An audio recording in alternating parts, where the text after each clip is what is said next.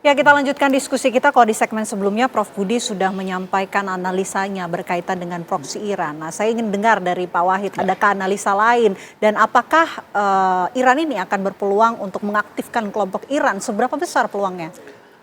Sebelum kita membicarakan tentang proksi ya Mbak Vena, tadi yang menarik sudah disampaikan, Kushner ya, menantu Trump itu kan memang ke Mesir ya untuk membincangkan masa depan Gaza. Nah, tentu ketika kita berbicara tentang Gaza tidak bisa dilepaskan dari Hamas ya. Tetapi kita tidak bisa mengklaim apalagi membenarkan bahwa Hamas itu misalkan adalah proksi Iran, tidak sama sekali. Houthi dan Hizbullah dalam wacana internasional ya. Jadi proksi di Yaman adalah Houthi, kemudian proksi di Lebanon ada Hizbullah. Tapi orang mungkin lupa juga bahwa di Irak bagian selatan itu terutama yang dekat dengan Fallujah dan kemudian yang di Irannya ini dekat dengan perbatasan Karbala ya itu ya, Iraknya itu. Itu juga itu sudah tidak macam proksi lagi malah Mbak Vena itu. Teman-teman di Karbala, Fallujah, kemudian di yang Husainiyah itulah Mbak, itu udah hampir seperti Iran tapi itu adalah wilayahnya Irak ya. Tapi itu tidak proksi dan yang tadi saya khawatirkan itu, tetapi kekhawatiran saya ini bisa jadi bisa menjadi solusi yang abadi semoga ya, bahwa setelah tidak ada gencatan, maksudnya gencatan senjata yang berakhir 17 Agustus kemarin itu tidak diperpanjang lagi, ya. Iran juga tidak mau, Amerika nampaknya juga tidak, dan Iran lebih memilih ya udah kita membuat skenario pengakhiran perang ya dengan cara militer. Bukan masalah ekonomi lagi, itu artinya mungkin blokade itu harus ya USS Lincoln itu kapal induk itu harus balik saja gitu ya. Dan tadi seperti disampaikan oleh Pak Budi, otoriti Hormuz itu memang ya itu memang sovereignty-nya Iran, sebagian punyanya Oman. Nah, berbicara tentang solusi itu maka bisa jadi Palestina ini akan menjadi agenda yang masuk, sebagaimana ketika gencatan senjata tadi saya sampaikan. Agenda yang Lebanon itu masuk, artinya Israel tidak boleh menyerang Lebanon Selatan ya, dan itu berhasil. Nah, bisa jadi ini agenda ini masuk, apalagi kalau kita melihat politik global 4 negara pempunya yang memiliki ya veto itu sudah mengakui ya, tinggal Amerika saja gitu. Nah, saya kira itu akan menjadi solusi yang bagus. Nah, di luar apakah itu ada fungsi peran proksi? Tadi Prof Budi sudah menyampaikan juga ya, proksi itu kan punya agenda masing-masing ya. Saya kira itu tidak fair juga kalau selalu mengkaitkannya ya dengan agenda Iran, dengan bahwa mungkin ada kesamaan ya, kita bernegara ini kan banyak juga, kita punya banyak kesamaan dengan negara-negara ASEAN. Bahkan untuk Indonesia bagi Myanmar itu dianggap sebagai negara yang sangat diikuti, didengarkan gitu ya Mbak ya. Tapi apakah itu proksi kan enggak juga gitu ya. Jadi saya kira kita lebih baik melihat bagaimana solusi military excursion ini yang terjadi ya berakhir dengan sebuah perdamaian yang abadi dalam konteks memang betul-betul tidak ada perang dan ekonomi itu kembali bagus. Artinya apa? Dua yang tadi disampaikan oleh Vance ya, wakil Presiden Trump itu, wakil Presiden Amerika, ya sudah yang ekonomi mana ya disolusikan, artinya blokade itu dihilangkan ya, kapal induk pulang gitu ya. Kemudian solusi militernya kan sudah diakui ya, kalau Iran itu tidak mempunyai nuklir untuk perdamaian, nuklir untuk energi dan lain-lain. Ya sudah, itu aja difokuskan, dan kalau itu betul-betul ada trust dari dua ini terutama ya, Amerika dan Teheran, saya kira itu akan baik solusinya. Sementara kita forget Tel Aviv. Tel Aviv itu sesuatu yang burdening gitu Mbak ya. Itu tapi seberapa besar peluang Amerika Serikat akan mendorong ini? Karena kita tahu sebentar lagi juga Trump akan menghadapi pemilu selah. Nah, ini pertanyaan bagus nih Mbak Vena. Jadi yang tadi saya sebut no war no peace itu Mbak, itu yang namanya negosiasi itu terus berlangsung. Ya, meskipun Trump mengatakan kecewaannya dengan Oman terakhir ya, tapi saya kira Pakistan, Islamabad itu masih tetap aktif. Jadi ada Islamabad, ada Doha, ada Oman, ini terus gitu ya. Jadi negosiasi itu melalui partner, melalui pihak ketiga itu terus mereka itu. Saya yakin meskipun tidak terekspos ya secara publik. Tetapi kita juga sudah melihat serangan-serangan kan sudah tidak banyak ini ya Pak ya, Pak Budi. Saya tidak nampak karena Iran mulai mengubah strateginya Pak. Dia tidak hanya retaliate ketika they been attack ya, tapi dia udah mulai menampakkan, dia serang juga itu. Kan beberapa pangkalan Amerika yang di negara Arab tadi disebut Pak Budi, ada yang di Bahrain, ada yang di Kuwait, ada yang Arab Saudi bahkan itu juga diserang sudah Pak. Jadi Iran juga sudah mengubah strateginya, dia tidak hanya retaliate ketika dia di-attack, tapi dia juga bisa gitu untuk, saya kira itu menampakkan giginya juga. Gitu. Nah dengan begitu saya kira Amerika juga melihat, oh ternyata ada kekuatan yang lain. Jadi proksi dalam konteks ini nggak banyak bicara sebenarnya Pak. Ya. Prof Budi, lantas apa yang bisa dilakukan agar kedua belah pihak ini bisa kembali duduk ke meja perundingan dan menyepakati kesepakatan damai?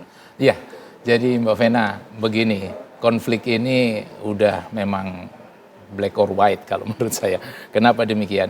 Di satu sisi Iran menyatakan bahwa dia full offensive. Ya. Nah sekarang kan sudah dia mengganti terminologinya lagi, full offensive. Tadinya kan dia defensif gitu kan, dia tidak akan menyerang apabila tidak diserang. Sekarang full offensive. Nah ini full offensive ini identik dengan yang tadi disampaikan armed standoff.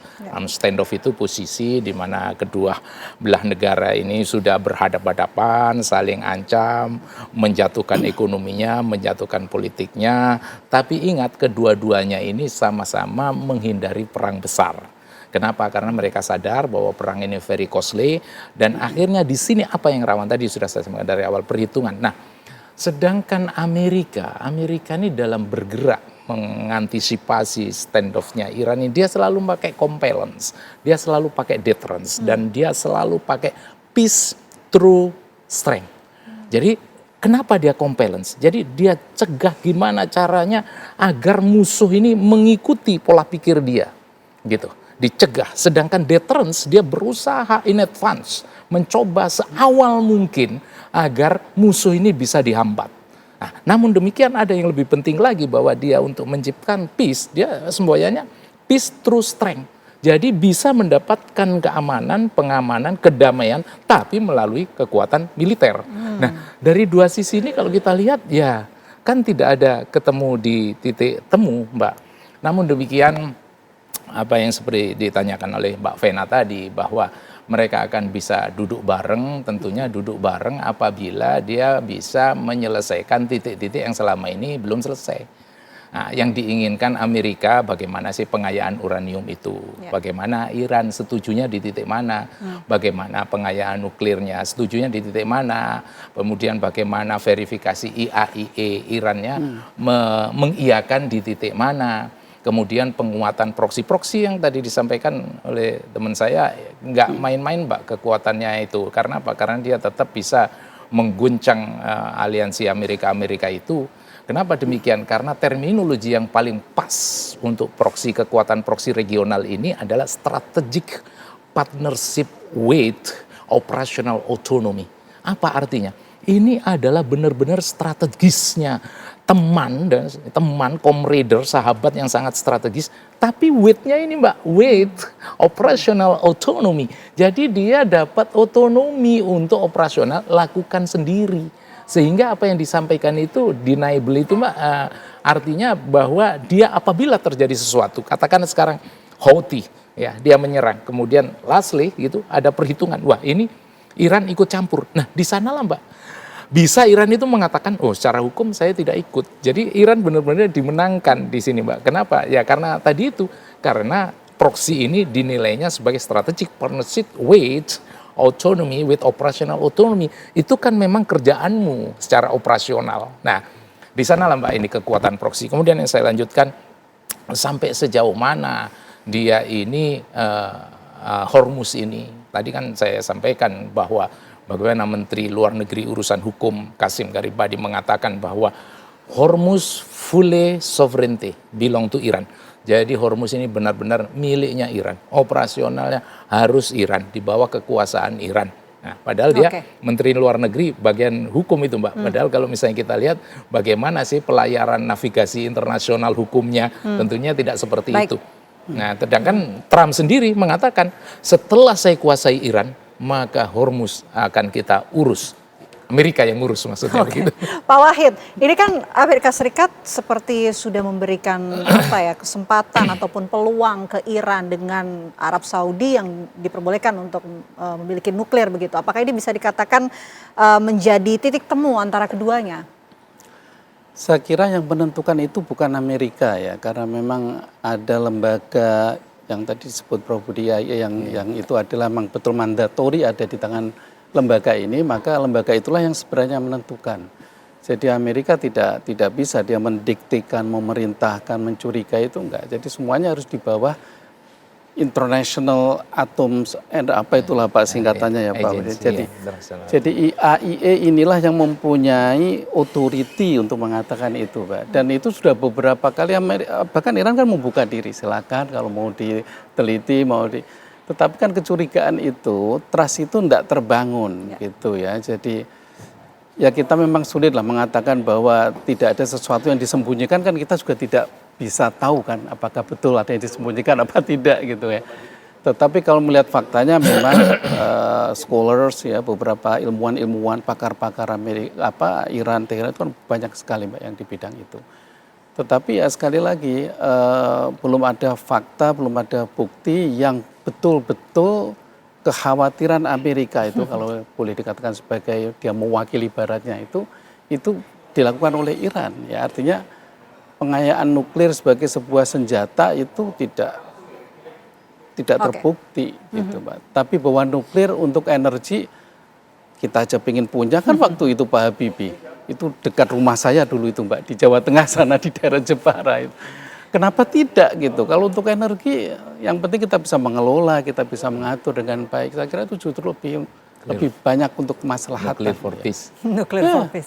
Baik, tentu kita nantikan bersama ya bagaimana perkembangan terbaru antara kedua belah pihak, Amerika Serikat dan juga Iran. Tentu kita berharap yang terbaik agar kemudian perang tidak kembali pecah dan segera bisa duduk ke meja perundingan dan juga bisa menyepakati kesepakatan damai. Terima kasih banyak Prof. Budi.